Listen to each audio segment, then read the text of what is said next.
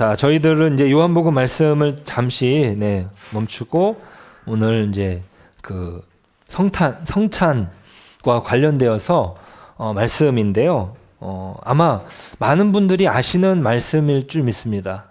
예수님께서 그 자신의 몸 또 자신의 십자가에서 흘리실 피를 기념하는 그 시간을 제자들과 함께하고 있는 오늘, 또 이것이 바로 예수님의 고난을 기억하는 고난 주간을 시작하는 말씀으로 함께 나누고자 합니다. 예수님의 고난은요, 우리의 생명이고 예수님의 고난은 우리의 축복입니다.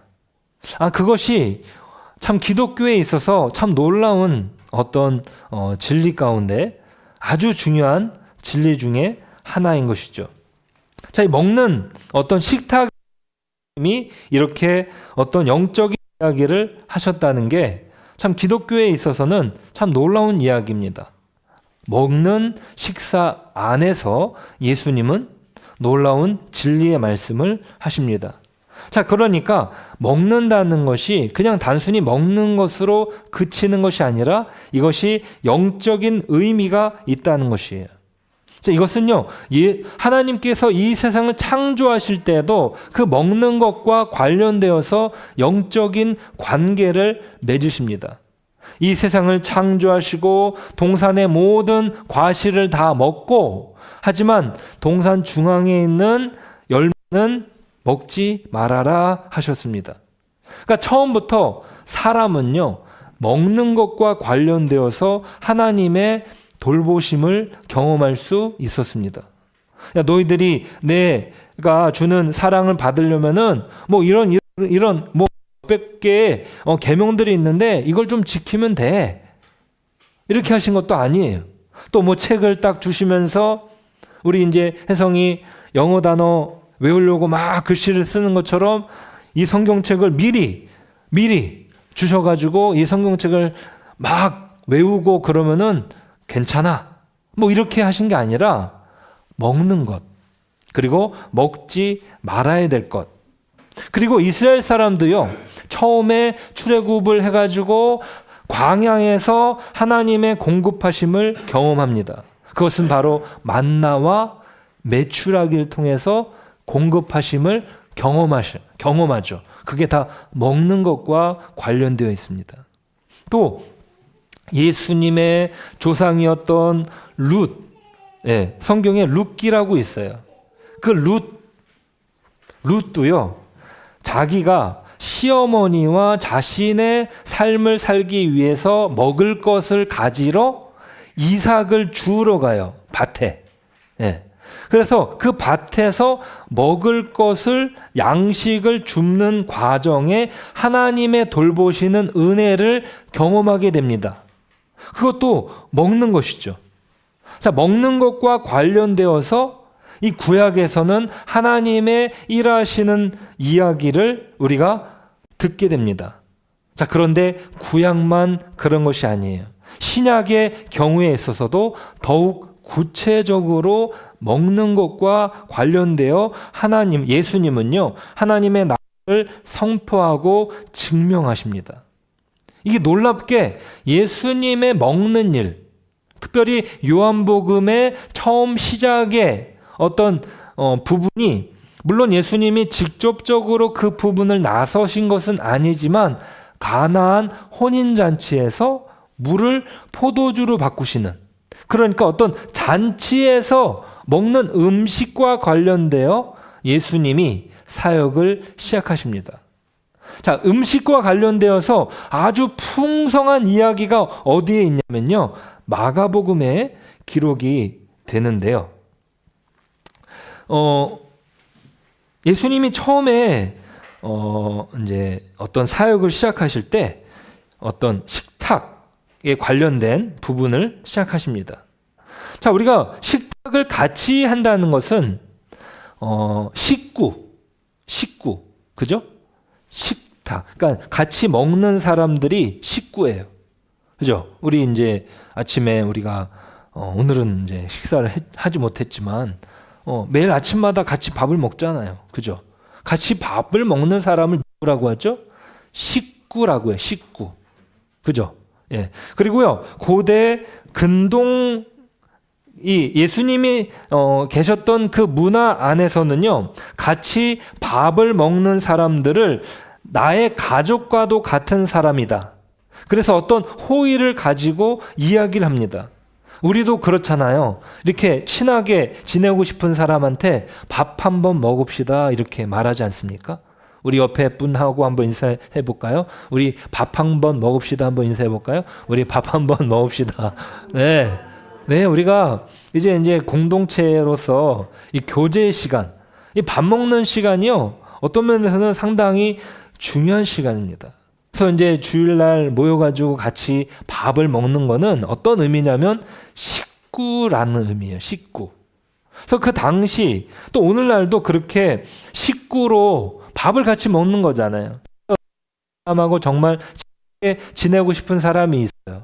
그러면 어떻게 하면 자기 집으로 초대를 한다. 그러면 내가 초대를 받을 때 내가 이 사람하고 좀 가깝게 지낼 수 있겠구나. 이런 생각을 하면서 그분과 어떻게 해요? 약속을 잡고 또 그 약속된 시간을 기대하면서 아마 날짜를 셀지도 모릅니다. 내가 정말 만나고 싶은 사람. 근데 그 사람이 그 집으로 초대를 했다. 그러면 날짜를 아마 셀 것입니다. 이것이 바로 밥을 먹는 것의 의미입니다. 예수님이 사역을 시작하면서 아까 마가복음이라고 했는데 누가복음에서 예수님의 식탁의 장면이 많이 등장을 합니다. 그래서 레위라는 사람을 부르시는데 이 레위라는 사람이 예수님을 위해서 큰 잔치를 베풀게 됩니다. 그 잔치를 베푸는 장면이 누가복음 5장에 기록이 되는데요. 한번 누가복음 5장을 한번 찾아보도록 하겠습니다. 누가복음, 이 식탁과 관련돼서 누가복음에 그렇게 식탁과 관련된 이야기가 참 많이 등장을 해요. 그래서 누가복음 말씀을 한번 보겠는데 누가복음 5장 29절을 우리 혜인이가 읽어봐 주겠습니까? 5장 29절 시작. 레위가 예수를 위하여 자기 집에서 큰 잔치를 하니 세리와 다른 사람이 많이 함께 앉아 있는지라. 네, 지금 레위라는 사람이 예수님을 위해서 잔치를 벌였어요. 이제 레위가 27절에 보니까 우리 17절을 우리 이종수 집사님이 읽어봐 주시겠습니까? 27절 누가복음 5장 27절. 그 후에 예수께서 나가사 레위라 하는 세리가 세관에 앉아 있는 것을 보시고 나를 따르라 하시니. 예, 레위라는 사람이요 세리였어요. 그러니까 그 당시에 세리는요 죄인으로 여겼거든요. 뭐 돈을 벌기 위해서 저 사람이 우리의 등을 빼먹고 있다. 우리의 등골이 저 사람을 통해서 지금 다 빠져나가고 있다. 왜냐하면 로마에서 책정하는 세금, 그것보다 더 많은 세금을 사람들한테, 그죠? 자기가 알고 있는 동족 사람들한테 그렇게 돈을 걷어다가 로마에다가 바치고 자기들은 막 배를 불리는 사라고 사람들이 여겼어요. 그러니까 죄인으로 여긴 거고 또 레위하고는 우리는 같이 지낼 수가 없어 라고 하면서 마치 불가촉 천민처럼 여겼습니다. 그 당시에 무슨 계급 제도는 없었지만 불가촉 천민처럼 상대하지 않는 사람 가운데 한 사람이 바로 레위예요. 근데 레위가 예수님을 만나고 세관이라는 자리를 떠납니다. 그리고 예수님의 제자가 된 게 너무 기뻐가지고 자기 집으로 세리를 부르고 그리고 죄인들을 불렀다. 그 죄인들이 바로 예수님을 좋아하는 어떤 그 몸을 파는 여인들도 여기 아마 있었을 것이다. 뭐 그런 이야기를 합니다. 그러니까 많은 가운데 그런 사람들이 다 있게 되는 것이죠. 자, 그렇게 죄인들이 모여서 예수님은 잔치 자리를 여신 거예요. 그렇죠? 요한복음에서는 가나안 혼인 잔치를 여신 거고 지금 누가복음에서는 이렇게 죄인들과 잔치가 열리는 것으로 한다는 것이죠. 자, 이게 잔치를 계속 벌이는 모습으로 예수님에 대한 평가가 나오게 되는데, 이게 조금만 지나가서 7장 34절을 한번 보실까요? 누가복음 7장 34절을 한번 다른 분이 한번 읽어봐 주시겠습니까? 누가복음 7장 34절 한번 다른 분이 목소리가 네, 한번 읽어봐 주시겠습니까? 인자는 와서 먹고 마시매 너희 말이 있구나. 먹기를 탐하고 포도주를 즐기는 사람이요 세리와 죄인의 친구로다. 예, 지금 예수님에 대해서 어떻게 평가를 하냐면 먹기를 탐하고 포도주를 즐기는 사람이다. 누구에 대해서 그렇게 말을 한다는 거죠? 예수님에 대해서 그렇게 말을 한다는 거예요. 이게 쉬운 성경으로 보면은요, 제가 한번 읽어드리면, 인자가 와서 먹고 마셨다. 그러자 너희들은 봐라, 저 사람은 먹보요 술꾼이며 세리와 죄인의 친구로다. 먹보, 술꾼. 왜 어떤 일을 계속 반복해서 하는 사람, 거기에 대해서 어떤 별명이 붙어요. 제가 이제 저 같은 경우는 별명이 옛날에 이제 아기 공룡 둘리였습니다. 공룡이었어요, 공룡. 왜냐면 이름이 권영호여가지고 공룡호 이래가지고 공룡이라고 불렀어요. 네. 근데 이제 별명은요, 그렇게 뭐 이름으로도 부르기도 하지만 어떤 친구의 반복되는 행동, 그죠? 아, 저 친구는 개구리 같아, 뭐 이렇게 부를 수도 있고, 그죠? 뭐 뛰기를 잘하면은 뭐라고 또 부를까요? 막 뛰기를 잘하면은 토끼라고 부를 수도 있을까요? 예. 네. 그죠? 어쨌든 예수님이 별명이 붙었는데 그 행동을 계속 반복적으로 하기 때문에, 예수님이 어떤 행동을 계속 반복적으로 한다고요? 먹는 걸 반복적으로 하는 거예요. 또 마시는 걸 반복적으로 하는 거예요. 그래서 교회 안에 저는 술을 마시니까 신앙생활을 못할 것 같아요. 아니에요. 아니, 저는 담배를 하니까 신앙생활을 못할 것 같아요. 아니에요. 자, 그러니까 예수님의 입장에서, 바리새인들의 입장에서 예수님은 어때요? 저 사람은 자꾸 사람들하고 놀러 다녀. 아니, 맨날 그 다른 사람들하고 막 캠핑을 다니네. 아니, 캠핑 가가지고 막 술 마시고 막 그러네. 그렇게 어떻게 예수님을 평가하고 예수님에 대해서 별명을 그렇게 붙여 주었다는 것이에요. 아니, 제가 만약에 예수님이라면, 만약에 예수님이 하나님 나라를 세우기 위해서 그것도 3년 동안 그 사역을 한다라고 하는 계획을 했다면 어떤 사람들을 부를까요? 저 같으면 영향력 있는 사람들을 부를 것입니다. 지금 요즘에 이제 그 선거 때문에 사람들을 막 부르잖아요. 근데 그 부르는 사람들 보면 다 영향력 있는 사람들이에요. 그죠? 재력적으로 영향력이 있든지, 사회적으로, 아니면 운동선수로서도 이름이 있든지, 어떤 식으로든 영향력 있는 사람. 그러니까 예수님이 만약에 그렇게 하나님 나라를 세워가는 일을 하는데 어떤 운동원을 뽑는다라고 하면은 당연히 영향력 있는 사람. 그러니까 바리새인 같은 사람을 뽑을 것입니다. 그런데 무시당하고 가치 없고 손가락질 당하는 사람들과 그 식탁에서 교제를 나누는 것이 예수님의 특징, 예수님의 별명이었어요. 이게 왜 예수님께서 그렇게 하신 걸까요? 자, 그 이유를 우리가 한번 살펴보는 것이 중요한 것 같습니다. 자, 예수님이요, 무엇보다도 그 이유는요, 우리가 이제 아까 읽었던 거에서 지나갔지만 누가복음 아까 5장 봤잖아요. 5장 31절 한번 보시겠습니다. 그러니까 이제 이게 처음부터 예수님이 사역을 시작하면서 하시는 말씀이었던 거예요. 5장 31절. 5장 31절을 한번 다른 분이 한번 또 읽어봐 주시겠습니까? 5장 31절. 누가복음 5장 31절. 예수께서 대답하여 이르시되 건강한 자에게는 의사가 쓸데없고 병든 자에 쓸데있고 예, 그렇죠. 자, 예수님이 지금 타겟으로 삼고 있는 사람이 누구예요? 건강한 자가 아니고 병든 자에게 쓸 데 있다. 제가요, 교회 사역을 하면서 저희 교회에 사실 이렇게 이 표현대로 병든 자, 그러니까 병이 들어있는 분들이 많이 오시더라고요.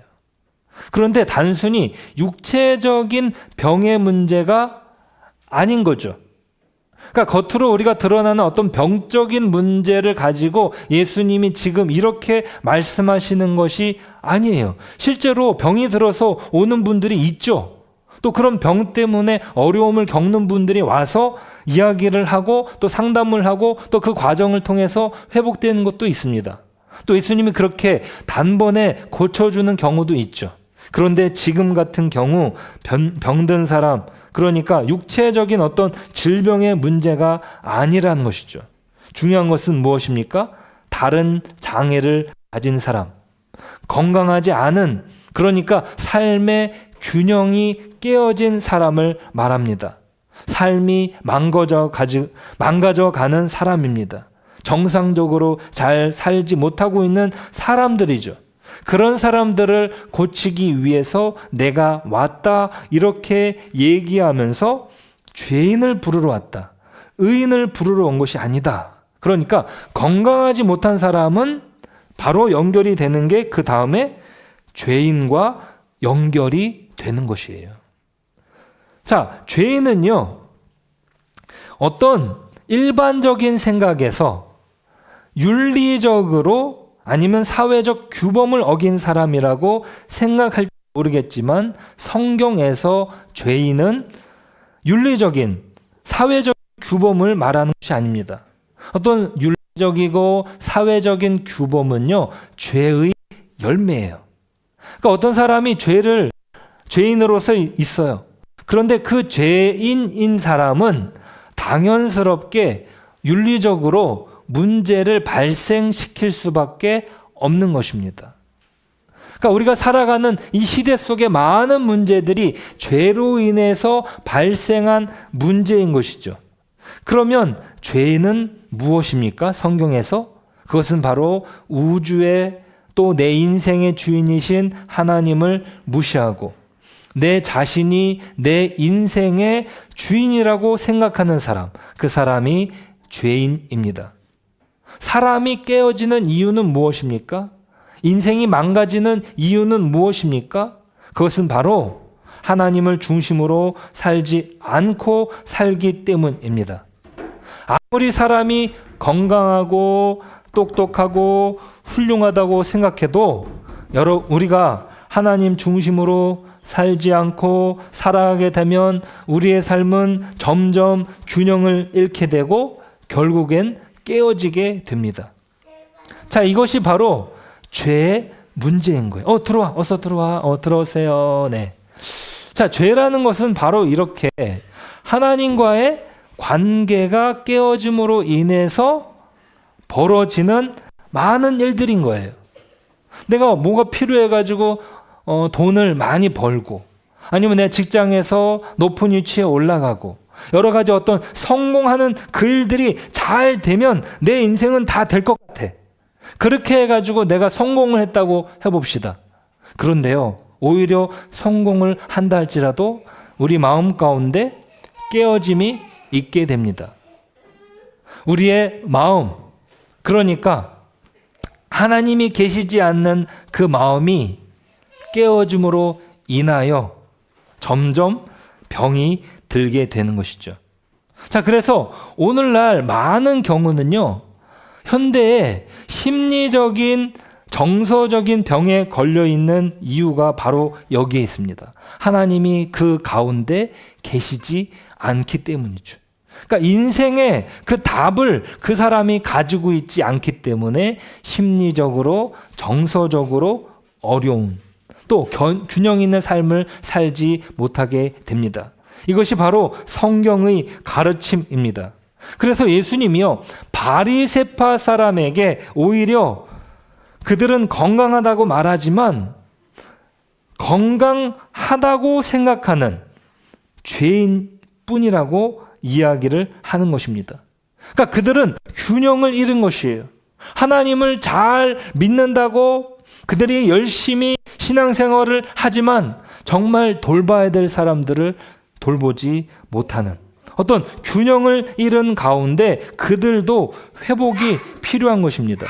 그러니까 단순히 죄를 지은 어떤 죄인의 문제가 아니라 그 마음 가운데 하나님이 계시지 않아서 삶이 깨진 사람, 균형을 잃은 사람을 위해서 예수님께서 오셨다, 그렇게 말할 수 있는 것입니다.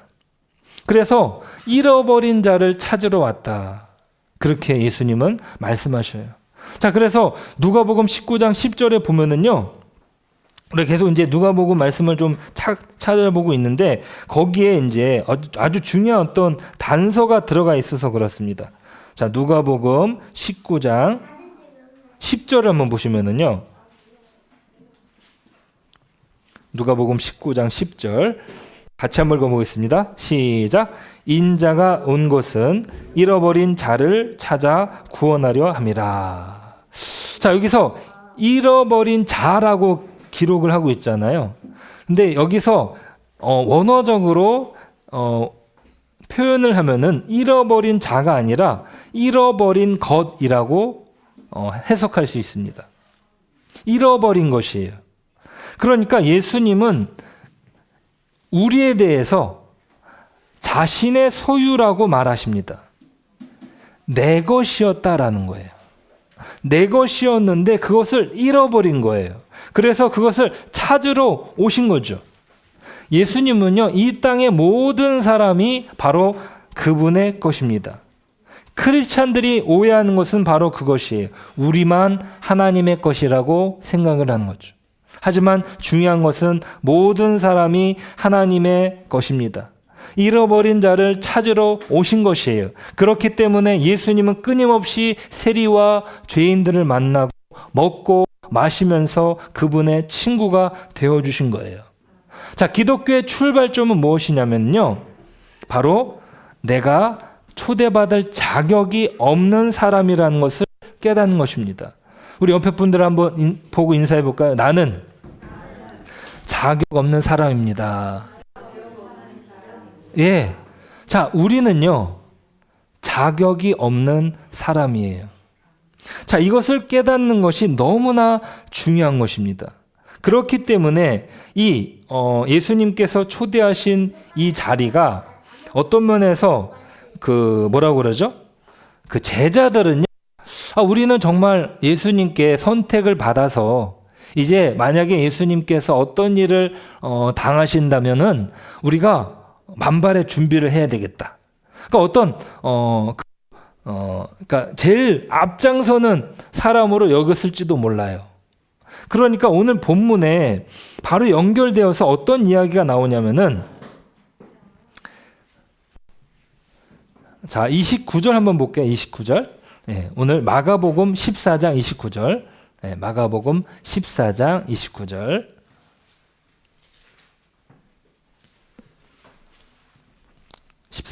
같이 한번 읽어보겠습니다. 시작. 베드로가 여짜오되 다 버릴지라도 나는 그리하지 않겠나이다. 자, 이게 무슨 말이냐면, 다 예수님을 버릴지라도 저는 버리지 않겠습니다. 저는 예수님 편으로 끝까지 있을 겁니다. 내가 주와 함께 죽을지언정 주를 부인하지 않겠습니다. 자, 그러니까 예수님의 부탁에 참여하는 사람으로서 베드로는 어떤 생각을 한 거예요? 나는 당연히 이 자리에서 예수님을 어떻게 해요? 지켜야 된다. 나는 예수님의 어떤 당연한 사람으로서 그렇게 살 수 있다라고 하는 어떤 자신감을 가지고 있었던 것입니다.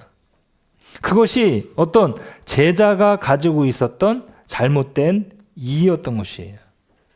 자, 결과는 어떻습니까? 우리가 많은 분들이 아시지만 베드로가 결국에는 예수님을 부인하게 돼요. 3번. 그 3번 부인하는 과정에 예수님을 저주하는 자리까지 갑니다. 그러니까 유다가 예수님을 버린 것만큼의 배반을 베드로가 하게 되는 것이죠.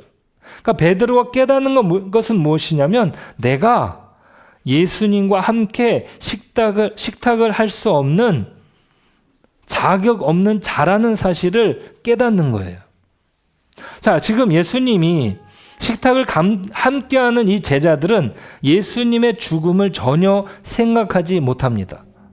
예수님 돌아가실 수가 없는데, 아니 예수님 죽을 수가 없는데 우리가 예수님을 지켜드리면 되는데. 자, 하나님이신 예수님 앞에서 자신들의 용맹스러움을 더 크게 여긴 것이에요. 죄는 무엇이냐면 바로 이 지점입니다. 진짜 하나님을, 그러니까 내가 하나님을 지켜드릴 수 있다는 자신감. 무슨 말이냐면 하나님을 어떤 종이 하나님, 그러니까 종이 호랑이쯤으로 취급을 했다는 거예요. 요즘에 AI가 발달을 했으니까 AI에다 대고서 호랑이 좀 그려줘 그러면은요 진짜 호랑이를 그려줍니다. 근데 거기다가 또 뭐 더 여러 가지 요구사항을 하면은 어쩌면 정말 아주 디테일하게 그림을 그릴지도 몰라요.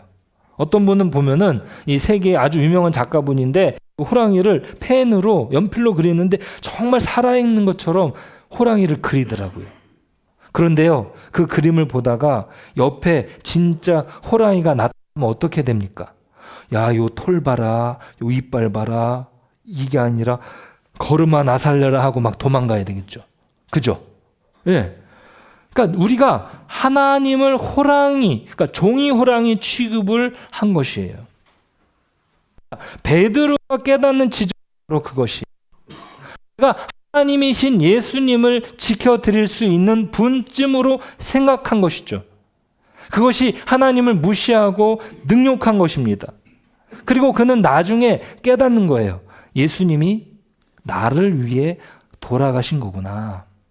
그러니까 내가 하나님을 지켜주는 어떤 대단한 사람이 아니라는 거죠. 자격 없는 자라는 것입니다. 그것을 깨달을 때 우리는 구원을 출발할 수 있습니다. 바로 기독교는요, 초대받을 자격이 없는 사람이 초대받았다는 것을 깨닫는 데서 기독교가 시작합니다. 여러분들이 나는 아직도 괜찮은 사람이야 뭐 이렇게 생각을 한다면 아직 기독교에 들어오지 못한 분들이십니다. 근데 나는 정말 하나님의 은혜가 필요한 사람이야, 나는 정말 하나님의 은혜 때문에 이 자리에 왔어 하셨다면 여러분 이 자리에서 하나님을 이 시간 묵상하시길 바랍니다. 이 시간 하나님을 생각하시길 바랍니다. 내가 하나님을 어떻게 생각해 왔는가? 정말 그 하나님께서 나를 위해 예수님을 이 땅에 보내주셨고 그 예수님께서 그 살이 찢겨지시고 그 십자가에서 피가 흘리심으로 말미암아 우리의 죄의 문제가 온전히 해결될 수 있다는 것입니다. 그러니까 예수님이 지금 이 식탁의 자리에서 그들은 다 깨닫지 못하고 있어요. 막 생각을 하고 있죠. 예수님이 만약에 저런 일을 당하신다면 우리는 꼭 지켜드려야 돼. 우리 지금 11명, 12명 중에서 지금 한 명은 막 도망가 버렸는데 야, 우리 11명이라도 꼭 똘똘 뭉쳐가지고 예수님을 지켜드려야 돼. 이게 아니에요. 다 예수님의 십자가 앞에 도망가 버리게 됩니다. 그러니까 하나님이 필요한 존재, 우리가 하나님을 정말 필요한 존재인 것이지, 연약한 존재인 것이지, 내가 하나님을 위해서 무언가 열심히 할 수 있는 그런 열심 있는 존재가 아니라는 것이죠. 그러니까 기독교의 출발은요, 예수님이 행하신 일 위에 우리가 있는 것입니다. 예수님께서 행하신 그 십자가에서 찢기신 몸과 그 흘리신 피가 우리의 신앙의 기초가 되는 것입니다. 그 식탁의 자리로 예수님이 어떻게 해요? 그 제자들을 부르신 거예요.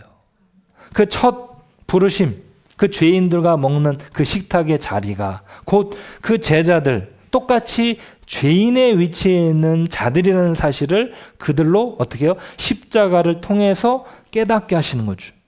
아, 우리는 예수님을 지켜드릴 수 없는 자들이구나. 아니, 내가 마음 먹은 대로 나는 살 수 없는 존재이구나. 내가 무언가 있으면 내가 그것대로 예수님을 잘 믿을 수 있는 사람이라고 여겼는데 오히려 내가 무엇이 생기면 그것이 나에게 우상이 되어가지고 그것만 쫓아가게 되는 어리석은 자구나. 저도 그 부분을 절실히 깨닫습니다. 제가 목회를 시작하면서 교회를 세워가면서 어떤 방향을 가지고 설정을 했잖아요. 그런데 교회를 세워서 가다가 보니까 그 상황 속에 직면을 하게 되면은요, 하나님을 못 보게 되더라고요. 아니, 정말 하나님 나를 사랑하시니까 나를 통해서 하나님의 교회를 세워주십시오 라고 하는 기도로 출발을 했는데 어떤 상황을 만나게 되면은 내가 어떤 힘든 일을 경험하게 되면은 거기에서 멈추게 되더라고요. 흔들리게 되더라고요. 그래서 하나님 못 보게 되더라고요. 아니, 이러려면 왜 하나님 저를 교회를 세우라고 부르셨습니까? 아니, 이럴 거면 하나님 왜 여기에 교회를 세우게 나를 여기 이곳까지 오게 했냐고요, 하나님. 이렇게 기도가 나오게 되더라고요.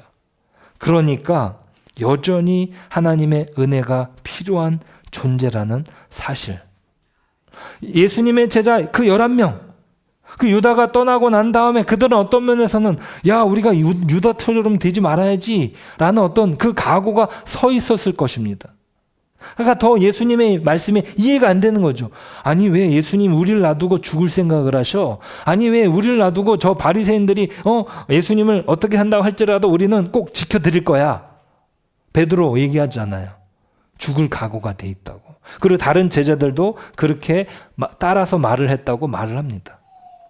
그리고 실제로 칼을 빼들어서 예수님을 잡으러 온 그 대제사장의 종의 귀를 잘라내기도 하지 않습니까?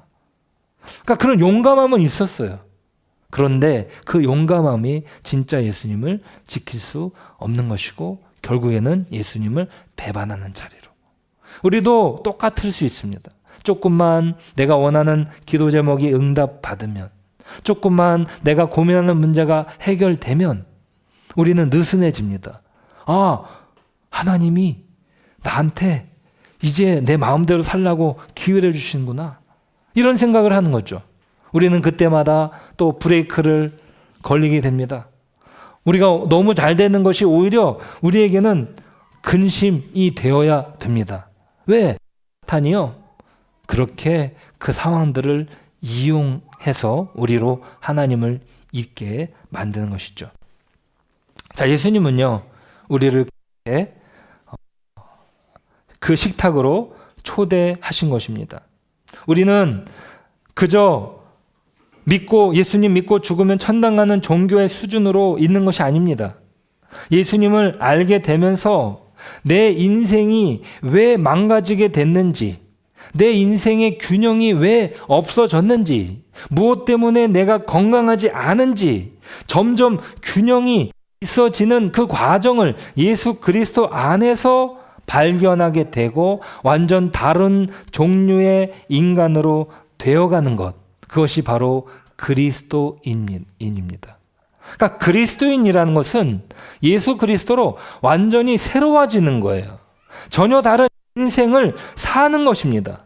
그것이 바로 예수님께서 우리를 초대하신 그 식탁으로 초대하신 이유입니다. 우리가 그 사랑을 기억해서 우리가 주변에 또 우리가 옆에 있는 사람들에게 빛이 되고 또 소금이 되어서 우리 하나님의 예수님의 사랑을 나눌 수 있는 저와 여러분 되시길 주님의 이름으로 축복합니다. 우리 이 시간 함께 오늘 말씀을 붙들고